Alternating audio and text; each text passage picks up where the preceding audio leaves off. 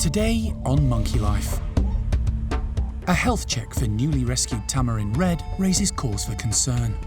There's been some sort of traumatic incident that's just slightly dislocated her knee. Newcomer Capuchin Matty squares up to dominant male Erico when the group of 14 come together for the first time. It is fairly tense, I'm not going to lie. Matty is definitely focused on Erico. And a sticky treat of porridge and cranberries for the chimps.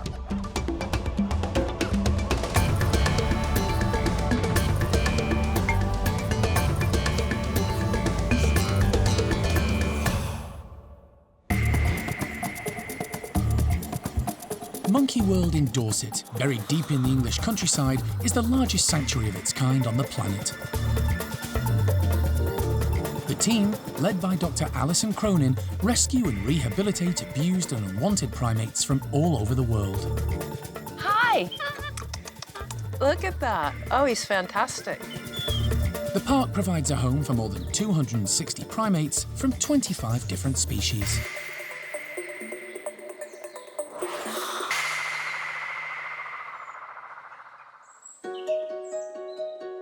It's been just over a week since Alison took in a red-bellied tamarin, abandoned by its owner and rescued by the RSPCA.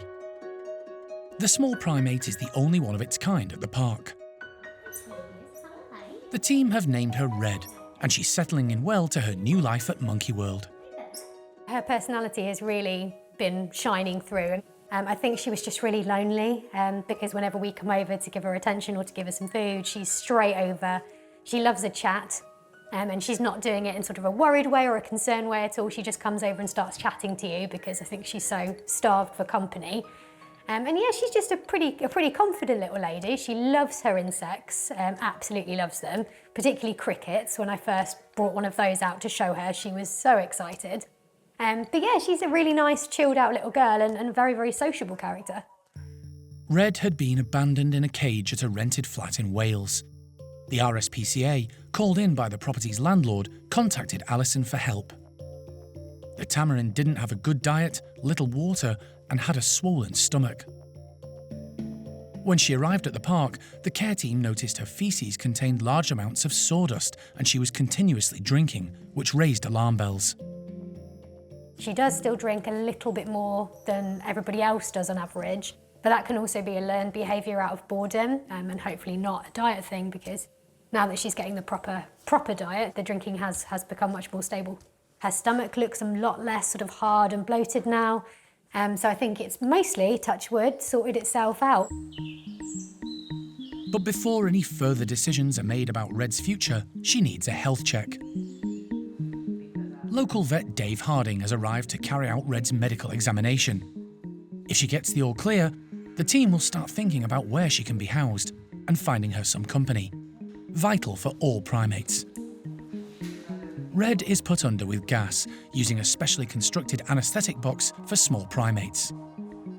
Dave examines her abdomen, looking for any signs of bloating. It feels okay. I mean, it feels like there's a fair bit of food in there, but it's not. It's nothing terribly hard or worrying. A relief for the team. Next, he checks her teeth. Just looks like there's a slight chip on the right canine. The tamarin's molars are worn down and stained, a sign of her age. She isn't a youngster. Dave examines her back legs and has concerns. That left seems to extend quite nicely, and the right seems to get so far, and then I wonder what the position of that patella is, actually, because it does look abnormal. Right, should we get some x-rays next, then? Okay. The pictures should help Dave understand what's causing the mobility issue with Red's right leg. Okay. That's interesting. Now, the x-rays show that she's, at some stage we suspect that there's been some sort of traumatic incident that's just slightly dislocated her knee, so it can't extend properly. So everything is now set in that position, so short of sort of major reconstructive surgery, which is not terribly practical, it might be something she has to live with. So it may be that giving her painkillers might just help her use that leg a bit more. We'll just have to see, really. It's worrying for her future healthcare, but something the team can probably manage with medication and by adapting the branching in Red's living areas to make it easier for her to move around. The tamarin is returned to the house to recover. When the blood results come back, the care team can begin to plan the next stage of Red's future and consider who might make a suitable companion. At the Capuchin Lodge, the team have been forging ahead with introductions for newcomers Matty and Louis. The pair have now met everyone, either individually or in small groups, and also experienced the entire house and both outside enclosures. Female Louis has fitted in well and her overall condition is improving. But Matty's introductions have been more complex. His meetings with leader Erico resulted in a few scuffles and minor injuries, as both males attempted to exert their authority. As a result, the troop has been separated into smaller subgroups. But today, that's all about to change. So today we've actually decided just to open the doors now between the males and the females.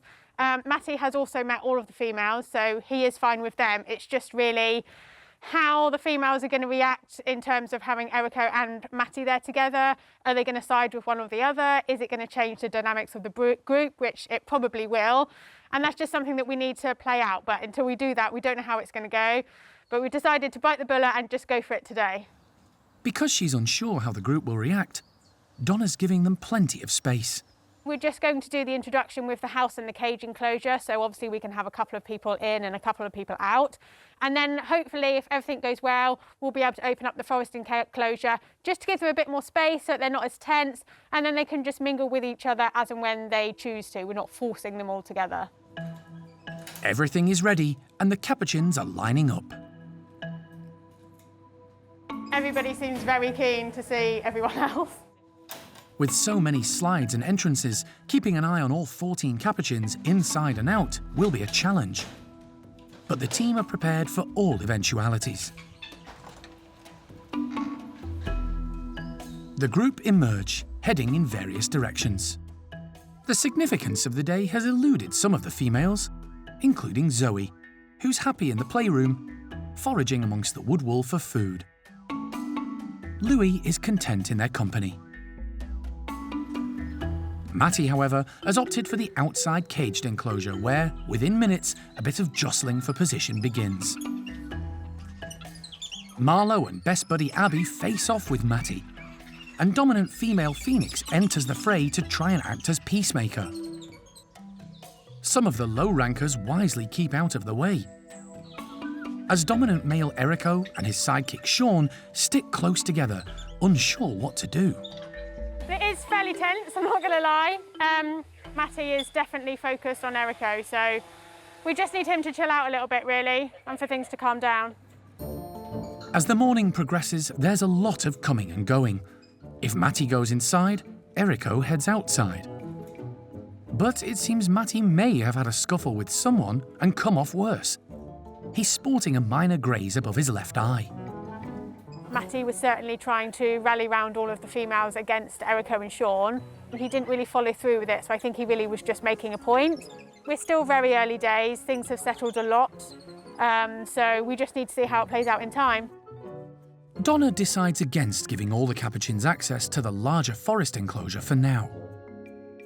I think as it stands at the moment, we don't really feel comfortable that nobody's going to go out there and sit out there or be chased, or I think we're just going to stick where we are for now, and then in time, once they're a little bit more settled and everyone's happily moving around each other, then we'll consider giving them the extra space.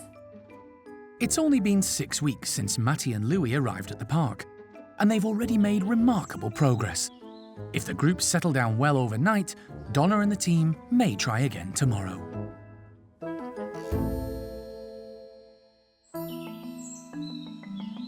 At the Stumpy enclosure, life is generally pretty harmonious, albeit grumpy for the 7 so-called ugly monkeys who make up the group. They enjoy being outside and making the most of the warm weather. A bounty of fresh food, courtesy of the primate care team, goes down well too.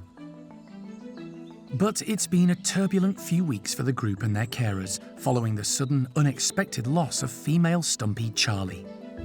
Everybody loved Charlie. She was just a generally, as far as Stumpies go, she was quite nice. She wasn't really horrible to anyone. Yeah, so it's sort of changed the dynamics a bit, losing her. And now there are worries about Sam too.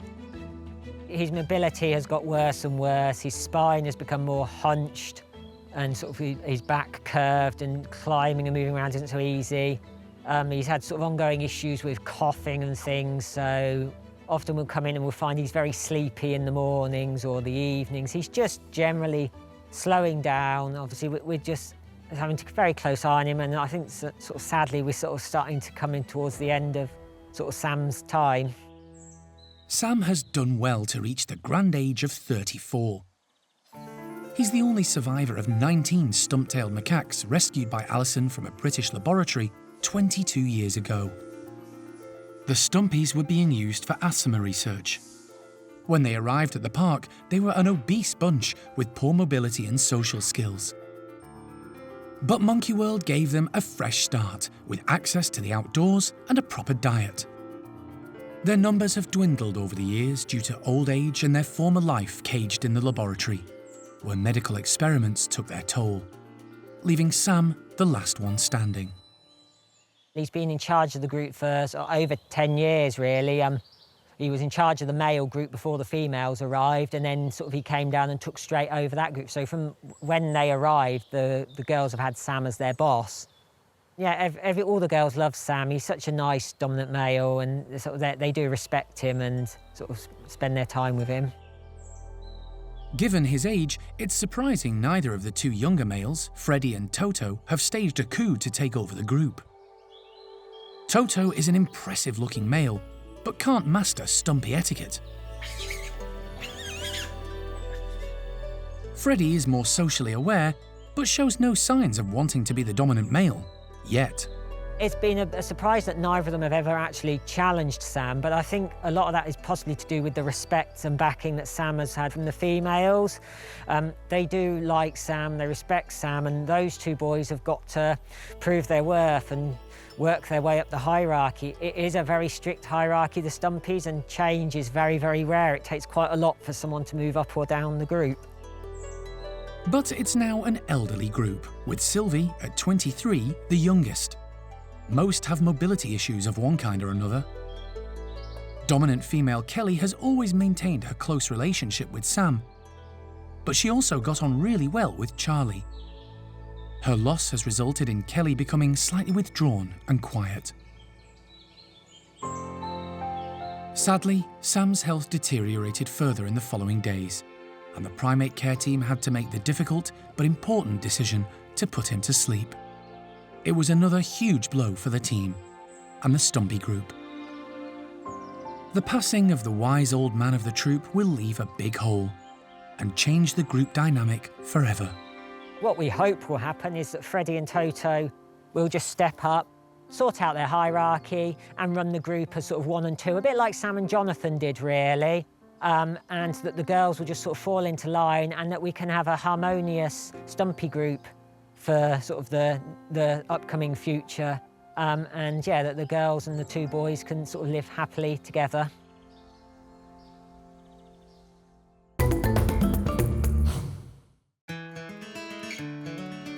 The primate care teams love to mix things up to keep their charges engaged and busy. This morning, it's the turn of the only troop of spider monkeys at the park. Donna is putting out an enrichment of bamboo and plantain, a fruit the three spider monkeys have never tried before. Plantain contains more starch and less sugar than ordinary bananas, which the group are used to. It may give their leader Pumpkin food for thought. It's quite difficult with the hierarchy in terms of making sure that everybody really gets their fair share of the food. Pumpkin is larger than the two boys. Because she is so dominant, she gets a higher portion of the food than they do, which is a natural thing. It's very difficult for us to really limit that, other than separating them every single time that we feed them. which just isn't practical. So we monitor their feeding, and we do have to supplement hickory and flint a little bit, just to make sure that they are hitting their calories target throughout the day. The plantain is being skewered on the bamboo, which has been distributed all around the enclosure. The troop will have to work to tear it open and free it from the thick canes. Go on, spiders! Unsurprisingly, it's Pumpkin who leads the trio out. She's always first in the queue for food. She's followed by Flint, and, bringing up the rear, the old man of the group, Hickory, who isn't as food-orientated as the other two. They're keen to discover what's different today, but not quite sure what to make of it. Flint is more interested in the fresh green bamboo leaves than the large plantain threaded through the canes. Spider monkeys are perfectly adapted for climbing, with disproportionately long legs and arms. Their long prehensile tails are highly effective anchors at height and allow them to feed underneath the tree canopy. Pumpkin demonstrates her balancing skills as she tries to reach a plantain deep in the bamboo, eventually managing to prise it free. Although the outer skin of the fruit is tough, the spider monkey's sharp teeth and powerful jaws enable them to rip it open. Hickory has stayed on the ground while his more active housemates feed enthusiastically above him. He can't believe his luck when a plantain drops and lands right in front of him.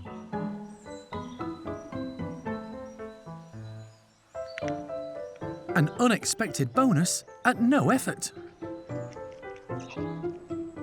The spider monkeys are all trying the plantain, but there's none of the excited chatter Donna was hoping for. I think they thought it was going to be something more exciting like actual banana. I mean, it's certainly keeping them busy, and they are eating it. They're just not that excited about it. Interest wanes in favour of the view from the tunnel, where they can relax and sunbathe.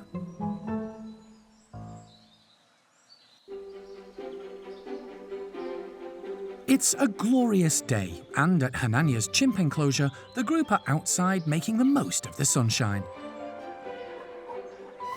There are 18 members in this troop, and they've evolved into a close-knit, happy and healthy bunch. While the chimps are enjoying themselves outside, inside, primate care team member Jess is busy cooking up a warming treat. The park has been given a large donation of cranberries, and Jess is heating them up in fruit squash before adding the mixture to some hot porridge oats. We could give it out to them as hot juice, which they do really enjoy, but adding oats and putting them in a Kong, it's just more enriching for them because it takes them longer to solve the puzzle, and especially during the colder months, we like to give them warm juice, warm enrichment. It just helps prevent colds and keeps them warm and healthy. With some of the troop looking on in anticipation, Jess stuffs the hot, mushy concoction into dog toys, known as Kongs. It'll give the chimps something to think about and slow them down a little. And there's plenty to go round. When we give out enrichment, we need to make sure that there's enough for everyone, to make sure that it's fair, we don't cause any disagreements. So here we've got enough for 3 each. I wish I could say that it would be that easy, that they'd all know how much to take, but that at least means that if you have a high ranker like Johnny or Hananya who take more than their share, there should be enough for then our lower rankers to have some as well. But I've also left some cranberries loose, so we'll throw them out as a scatter at the same time, so that if anyone does miss out on a Kong, which hopefully they won't, there's still something for them to enjoy. So we're going to hear some excited noises, hopefully. She's not wrong. Cranberries are a great source of vitamins and antioxidants, which will help boost the chimp's immunity, useful at this chilly time of year. But Hananya and his chums are simply anticipating something delicious is heading their way. It's so nice to hear them like this. It's great because they're not too excited, it's just that right level, which is why enrichment's so amazing for them. So yeah, I'm really looking forward to getting the Kongs to them and seeing how they react. Some of them might not like cranberries, so we'll have to see if the excitement's worth it. Are you ready, everyone? Here you go! Jess starts with a scatter feed to split the group up.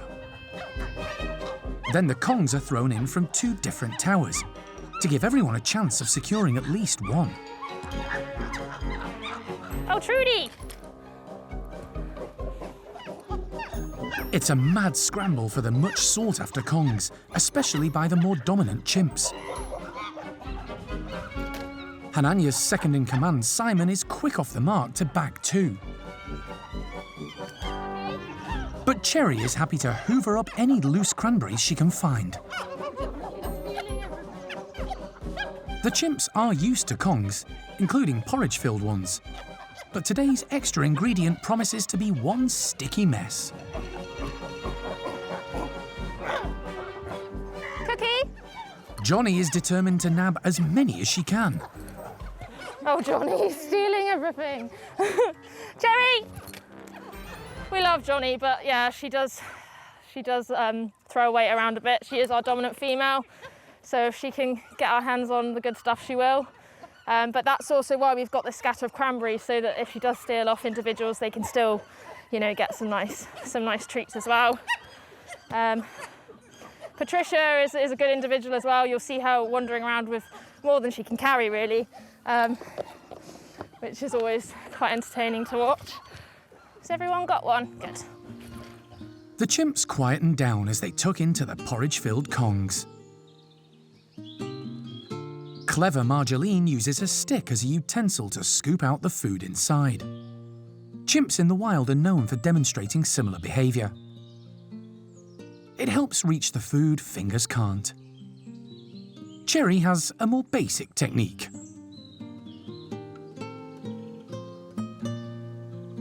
Trudy and Arthur forage in the grass for the cranberry scatter feed,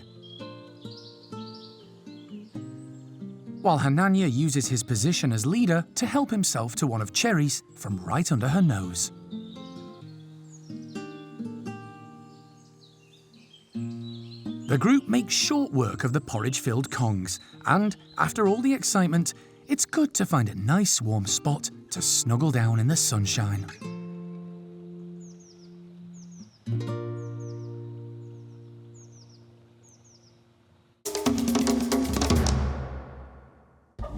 Next time on Monkey Life, Paolo protests during a woolly weigh-in. He does get frustrated quite quickly when things don't always go his way. And the Capuchins box clever when it comes to tracking down treats.